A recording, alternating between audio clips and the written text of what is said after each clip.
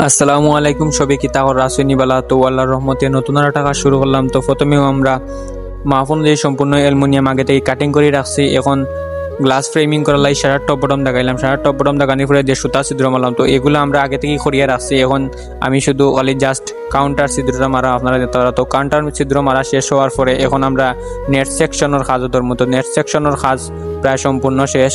So দোকান পর্যায়ে সম্পূর্ণ কাজ শেষ হওয়ার পরে এখন আমরা ডিরেক্ট এলাম সাইটও প্রথমেও আমরা নাম্বার মিলানি শুরু করলাম। তো নাম্বার মিলানি শেষে প্রথমে আমরা 1 নম্বর আউটার সাইড ফ্রেমিং করলাম। তো 2 নম্বর আউটার সাইড এখন লইলাম। 2 নম্বর আউটার সাইড ফ্রেমিং চলে আপনারা দেখতে পারা। তো আউটার সাইডের ক্ষেত্রে অবশ্যই জয়েন্টটা যাতে ঠিক থাকে ওদিকে একটু লক্ষ্য রাখিয়া ফ্রেমিং করা ভালো, তখন কাজটা ফিনিশিং সুন্দর হয়। তো 2 নম্বরও শেষ, এখন আমরা 3 নম্বর আউটার সাইড ফ্রেমিং করাম। তো আজকে আমরা সাইডটা জানালার কাজ করলাম।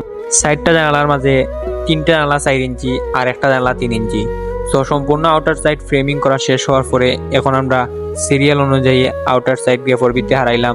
তো সম্পূর্ণ আউটার সাইড গেফর ভিত্তি হারানোর পরে আমরা ডিল কমপ্লিট করলাম। ডিল কমপ্লিট করিয়ে আনলে স্কুপ মারলাম। স্কুপ শেষ হওয়ার পরে আমরা নাম্বার অনুযায়ী পাল্লা তুললাম, পাল্লা মিলাইয়া দিলাম। তো মিলাইয়া দুইয়া সম্পূর্ণ কাজ শেষ হওয়ার পরে চেক করলাম সবগুলা ঠিকঠাক মতো চলে কিনা।